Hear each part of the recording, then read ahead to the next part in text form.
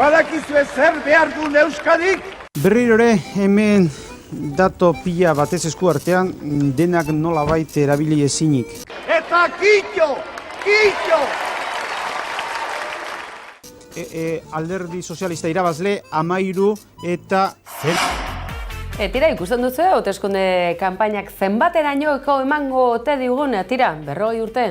Euskal Irrati Telebista katea sortu zela, telebista. Zertaz ari ginen hauteskundeak, bai, zer nola dijoa kontua, bai, temperatura gora eta gora Euskadi. Sí quería apuntar una cuestión. Me apellido García, perdón, para dar perdón, eso. perdón. Gracias. Perdón. Derechos humanos. Para fijar memoria es importante también fijar conceptos. ETA fue un grupo terrorista. Vamos a ver, estoy harto de que se pase el fantasma de ETA por aquí cuando alguien no sabe qué decir ya para atacar a los socialistas.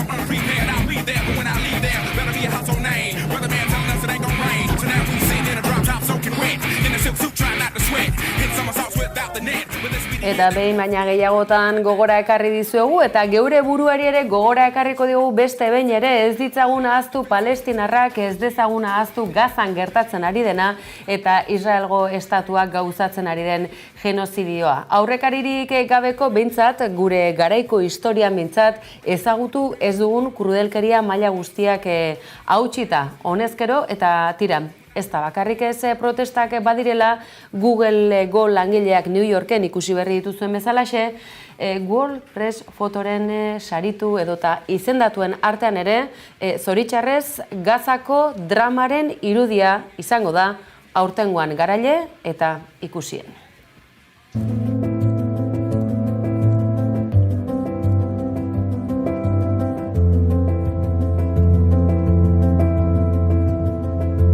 It's not only a mental health story or an Africa story, it's something that all of us can relate to, and I think that's what makes it a powerful story. Migrants and asylum seekers are forced to move by different reasons. I wish that war in Ukraine have a name and a face.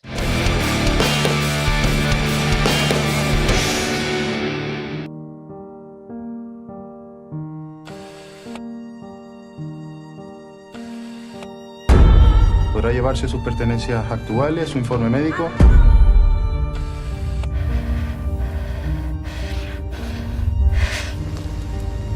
¿Qué pasó, Nina?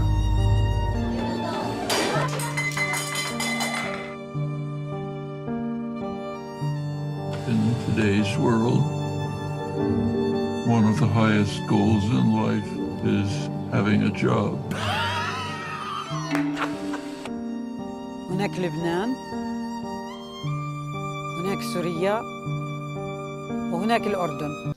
Eta giza eskubidez ari gatzaizuen honetan, Donostiako jaialdia ezin aipatu gabe utzi, eta nazioarteko auzi hainbat, edota gizarteari zuzenean dagozkionak aipatzeaz batera, Euskal Herriko historioan hainbat izan dira kapitulu beltzak argitzeke daudenak, tartean Oihartzunak dokumentala, Esteban Muruetagoiena, Oihartzungo mediku torturatuaren esaterako, edota Begoña Urroz haurraren kasua. Tira, izan ere, giza eskubideen zinemaldiak datozen egunotan Donostian arrastoa utziko dugu. Aipatu dizuegun bezalaxe, Begoña Urroz haurraren kasua dokumentatuta eta argipen hainbatekin etzen etaren atentatua izan.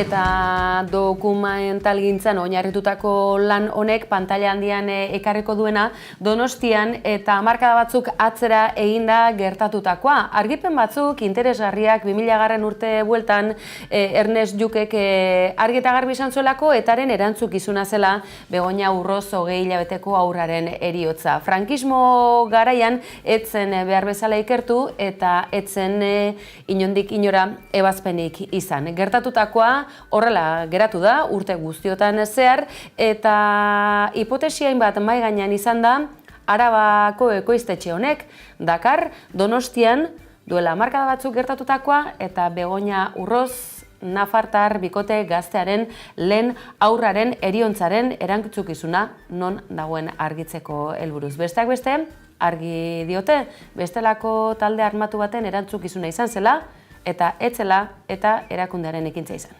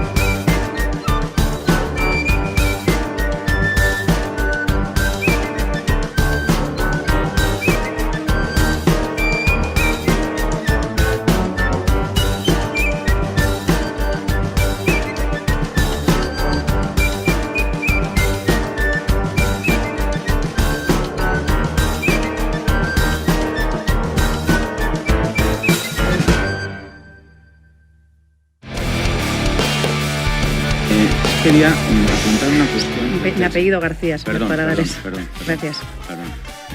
Derechos humanos. Para fijar memoria es importante también fijar conceptos. ETA fue un grupo terrorista. Vamos a ver. Estoy harto de que se pase el fantasma de ETA por aquí cuando alguien no sabe qué decir ya para atacar a los socialistas. Prepararos la semana que viene porque vamos a ir a por vosotros y vosotras con todo.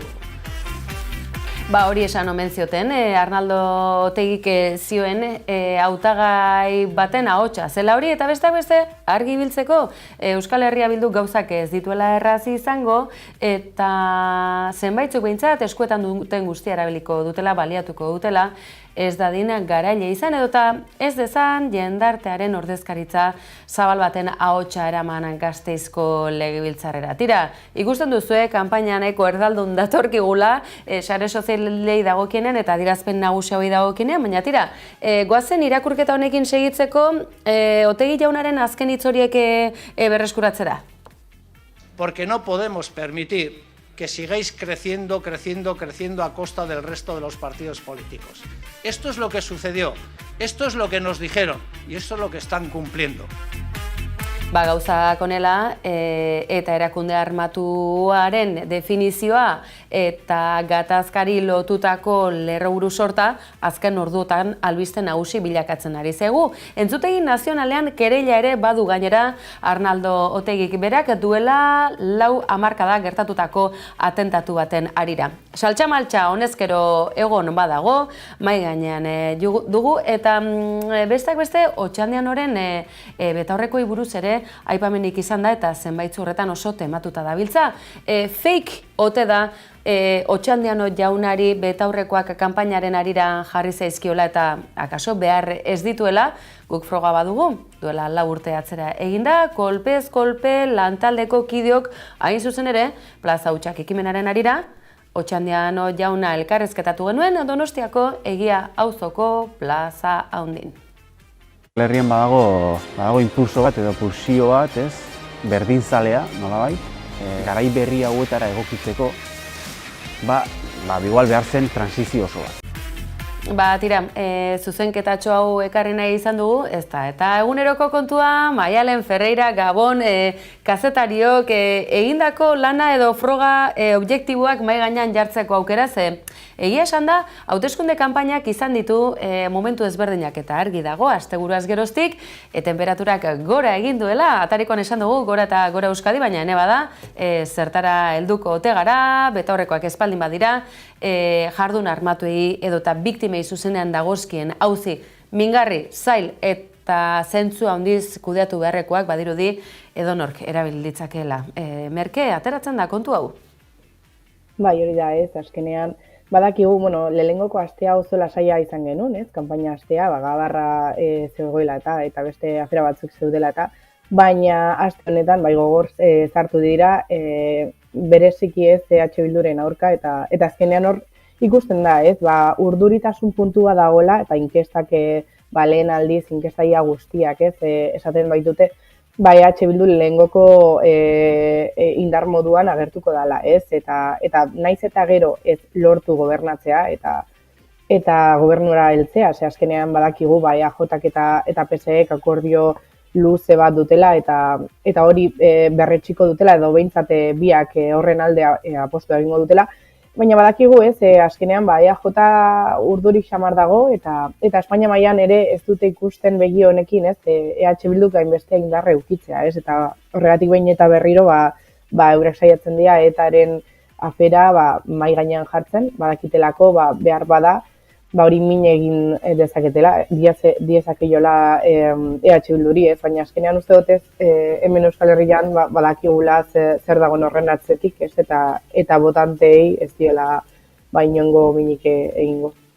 Aste honetan, akaso Pradales gogorrago bat, eskuindarrago ere, akaso ikusi dugu, benetako Pradales agian, bestera batera esan da, gauzak honela, aste honetan bertan, plato honetatik pasa dira, hautagaitza ezberdinak, horien artean, baita Elkarrekin Podemos eta Sumar mugimenduko ordezkariak ere, argi duten, besteak beste, Ezker Konfederala osatzen duten mugimendu alderdiok Madrilen hanka bat izan da, ondotxo ezagutzen dutelako gertutik Ayuso eredua, eskuineko eredu gogor hori, eta galdetu dieguenean Pradalesek antzekotasunik baute duen, baiezko borobila eman digute bueltan. Egunotan, La Sextan esate baterako, edo estatuko beste zenbait edabidetan, oihartzun izan dute, Euskal Herrian bertan ekoitzitako, sare sozialetako alderaketa hauek. Ikusi dugu Pradales, besteak beste Alderdi Popularreko Galiziako garailarekin alderatuta. Esanguratsua izan da.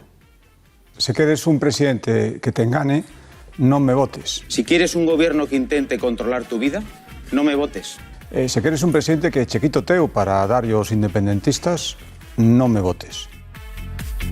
Izan ere, sare sozialek joko nabarmena ematen dute hauteskunde kanpaina honetan, eta nolabaiteko plagio edota sistema berbera errepikatzeak, oraindik ere eskuindarratuago utzi ote du Pradales jauna? Si quieres un gobierno que promueva la confrontación, no me votes. Si quieres un presidente que divida os galegos entre sí e que nos separe do resto dos españois, no me votes. Si quieres un gobierno que ponga en riesgo tu economía, no me votes. Maialen, nola ikusten duzu? Akaso, helburu jakin batekin egin du alderaketa hau, gure bideoak Twitter kontu honek, isa kontu honek, baina arrazoia ote du, plagioa behintzat, edo behintzat sistema berbera edo eta gidoi berbera baleatu duela, hori ukaezina da. Hori da, eta hori oso esanguratsua da, ez? Alde batetik, EAJko behintzat komunikazio taldeak, ez?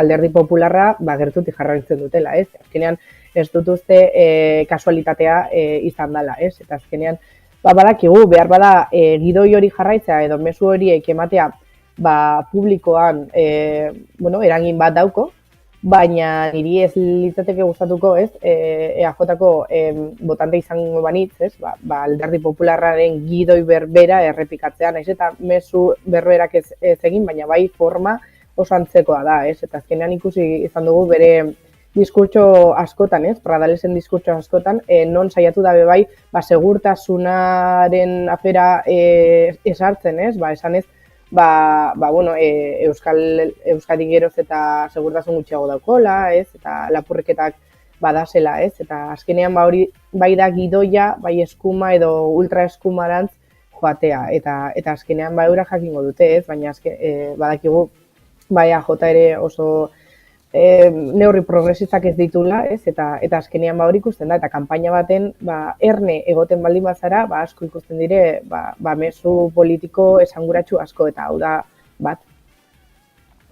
Zortea dugu gainera Euskal Herrian bizitze honetan besteak beste gehitu behar digulako, nazio izaera badaukagula, hizkuntza propioa badugula, horrek nahi eta ez nortasun propio ere badakar, aniztasunaren izenean esan nahi bada ere, alderdi sozialistatik ere, ene bada, Euskarari dagokionean edota hizkuntza politikari dagokionean, akaso kezkatzeko proposamenak ere heldu dira, Izaro abeslariari berari ere Zaragozan entzun diogu azken orduotan, kezkatzeko baieztapenak ari direla egiten Euskarari dagokionean, Euskal hiztunon ustezko privilegio deseskubide direnean, hauteskunde kanpainan batetik kontseiluak dio etzaiola nahikoa tarterik eman, etzaiola nahikoa garrantzirik eman. Akaso hizkuntz politika ahotan izan dutenak hain zuzen ere nahiko jarrera euskara fobotik datozenak izan dira?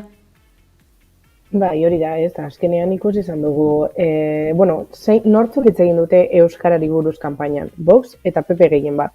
Eta da esateko, azkenean euskara ez dela inposatu behar, ez? Eta hori badakigu oso mezu euskara fobioak direla, ez? Niri harritu nau, programa guztiak irakurri ditut, ez? Eta asko harritu nau, ez egotea, atal konkretu bat euskarari buruz eta euskararen sustapenari buruz, ez? Eta ez dago, alderdi batei besta, ez? Kapitulo batzuk daude, bai politika linguistikoa, bai hezkuntzak eta bai naziogintzari buruz, eta hor sartzen dute euskara eta euskarari buruzko proposamen batzuk. Baina bai proposamen horiek ikusiz, adibidez, zuk esan duzu moduan, ez? Alderdi sozialistak euskarari buruz trilinguismo bat sustatu nahi dau, ez? Azkenean euskara, ingelesa eta gaztelera maila berdinean jartzen dau, eta gauza bat oso esanguratsua izan dago, eta adibidez barnetegiak badakigula euskaraz murgiltzeko zentroak diela, ez? Eta euskara sustatzeko sortu zirenak, ingelesez bihurtu nahi dago. Azkenean ingelesa euskara moduan ikas dezaten, ez? Bai umeak eta baita helduak ere, ez? Eta azkenean badakigu zertarako hori, zer nahi dugu Euskadi trilinguismo bat, non hemen hau Ingalaterra moduko aitzatia eta ingelesez asko jakitza baina euskara ahaztea. Akaso beste kolonia bat ezarri nahiko lukete? Gibraltarrekin halako burua ustea dutenek justu kontrako eredua hemen. Tira, egia da, Espainiar zaletasunak eskuinari dagokionean berezik ez duela mugarik, eta ez dugu ahaztuko gainera, euskaraz ikastea ez dela doakoa oraindik ere Euskal Herrian, eta naiz eta finantzak eta sistema ezberdinak izan, oraindik ere diru aurreratu beharrean dagoela euskaraz ikasi nahi duen orok, aldiz Espainiarra edo gaztelania ikasteko doakotasuna lehen momentuan datorrela. Tira, kanpainetan edonola ere informazio gardena zuzena eta egiazkoa izatea lanketa baten ondotik etortzen da, eta ikusiko dugu hori baita datozen egunotan ere. Azken aipamen bat, Maialen, zaintza sistemaren arira, genero ikuspegitik aipamen askorik ere ez da izan, greba feministaren ondotik ere erantzun utxala izan dela, leporatu zaio Gasteizko gobernuari. Labur baldin bada ere, kanpaina honetako beste ausentzia bat ere izan dela esan genezake. Bai, hori da, ez, debatetan ez dugu bape entzun, ez, gaietan ez da saldu, ez da, hautagaiek ez dute askorik hitz egin horri buruz, eta hori oso esanguratsua da, ez, alde batetik, eta gero, mugimendu feministak salatu dau azkenean, euren diskurtsoa lapurtzen ari direla, ez, eta neurri zehatzik ez dutela prestatu, ez, programetan, eta ez da mitinetan eta euren diskurtsotan. Hortaz, pila jartzeko, ze azkenean badakigu zein garrantzitsua den zaintza sistema publiko eta doako bat sortzea, eta nik uste dut hor etxeko lanak dituztela, ez? Oso gutxi faltala kanpaina honetan, baina pila jartzeko eta horri buruz neurri zehatzak agertzeko eta jendeak ikusteko zer proposatzen duten horren inguruan. Proposatzeko aukera izango dute baina baten batek ere gobernatuko du, Araba, Bizkaia eta Gipuzkoa ikusteken, zain geratuko gara, Maialen Ferreira. Plazerra izan da, segituko dugu, hau 21 iganen ez da bukatuko inondik inora, segiko dugu lanean, analisian eta kazetaritza feministan. Eskerrik asko beste bain ere. Ni esker, Gabon. Badakizue zer behar duen Euskadik? Berriro ere, hemen dato pila batez esku artean, denak nolabait erabili ezinik. Eta kitxo! Kitxo!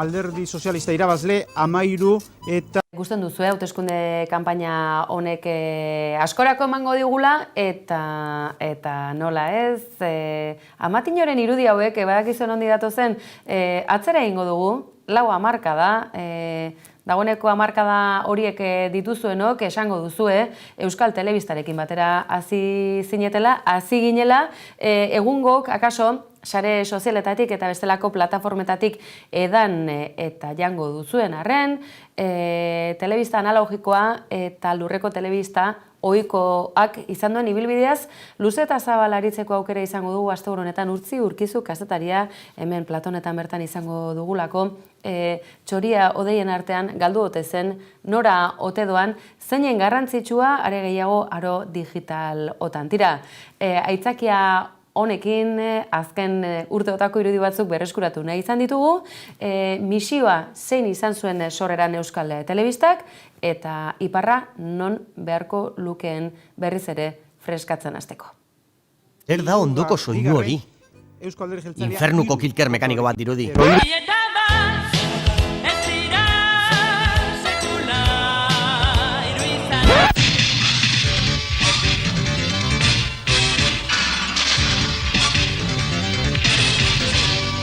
Dragoi bola. Guazen lagunok, anetz betean, dragoiaren bola bila batera. Laugarren atala, Izarretako gerra, larun bat honetan, ETB batean. Nik nahi nuena hain zuzen.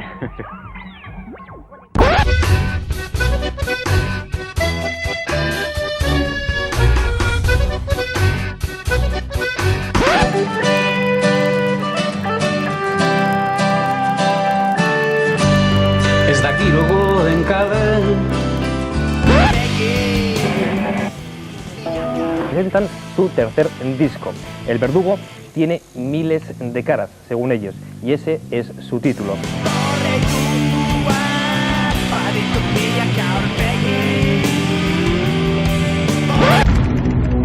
Ikusentzunezko produkziorik ez duen herri batek ez dauka kontakizunik. Primerako herri batek primerako kontakizuna merezi du. Primeran, euskal eta euskarazko edukien streaming zerbitzu berria da. Munduari zabalik dagoen euskal leiho digitala da. Gure hizkuntzan askotariko eskaintza eta kalitatezkoa bermatzeko jaioden plataforma.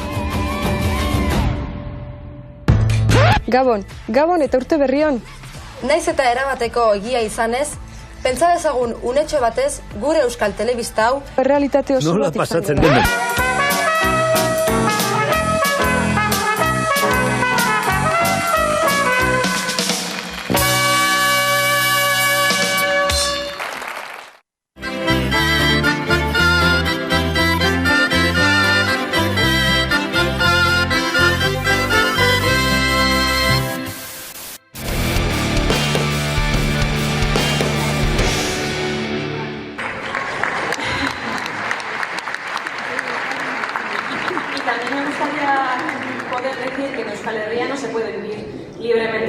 En euskera, que en el sur de Euskal Herria sí se puede vivir plenamente y completamente en castellano, y en el norte de Euskal Herria se puede vivir plenamente y completamente en francés, pero en ninguno de los dos lados se puede vivir plenamente en euskera. Y últimamente estoy escuchando muchas cosas como muy peligrosas y que dan mucho miedo sobre nuestro idioma, y realmente solo quería decir que es nuestro derecho hablar en nuestro idioma nativo, mi derecho de mi madre, de mi hermana.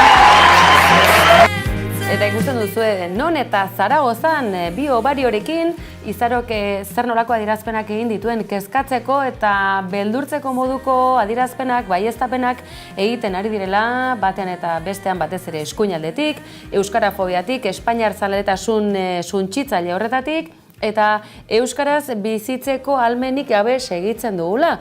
Ez da, ez erabakitze eskubidea soilik estatu plurinazional bati dagokiona, erabakitze eskubide horrek egunerokoan eragiten digulako edonolako erabakietan, eta hori hizkuntza bidez komunikatzen da. Eta ze hizkuntzatan komunikatzen dugun hori, euskaraz oraindik orain, ez hegoaldean, ez iparraldean ez da posible, eta hori eskubide urraketa larri bat da, zenbait zuri gustatzen ez bazaire ere, eta giro frankistara itzultzeko eta erosotasun handiz halako baieztapenak egiten dituztenen aurrean. Izaro abeslariak egindako hitzak dira horiek, eta badakizue album honena, azenolako musikaria ditugun ez da, pozarren baita hemen ere, eta lehenago ere aipatu genizuen iparralderantz lanarekin zebilela Gipuzkoarra, eta arro esango dizuegu, noraino heldu den, eta gainera zenolako harrotasunez eraman duen baita bere ama hizkuntza bera ere. Besterik ez, bagoaz, baina badakizue asteburu honetan hemen izango gaituzuela, urtzi-urkizu izango dugu bertan, Euskal Telebista hitz egingo dugu, Izarretako Gerra ikusi zenuten, Luke Skywalker euskaraz, zenbaitzuk pentsatu genuen aurra ginela telebista euskaraz zela, demorarekin jabetu ginen hori oasi txiki bat besterik etzela izan. Baina oraindik ere, ez dago guztia galduta, hauteskundez harago, asko da egiteko jendarte honetan, tira, jarraipen osoa izango duzuen nola ez hemen Hamaika Telebistan, sare sozialetan, telebistaz bestela ere, eta astelenen ere hemen izango gaituzula bultan. Mila esker, gago pasa. Eraman azazuzuk orain, oraindik iparralderago, munduari buelta emateko, sekula iparra galdu barik, beto.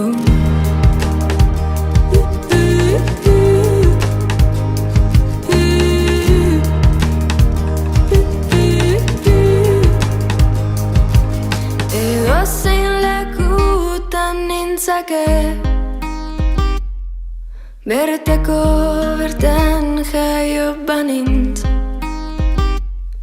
ta ikusi nahi ditut guztiak, sentitzeko nire bertsioan hitz.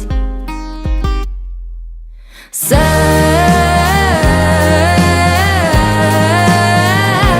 iparraldera,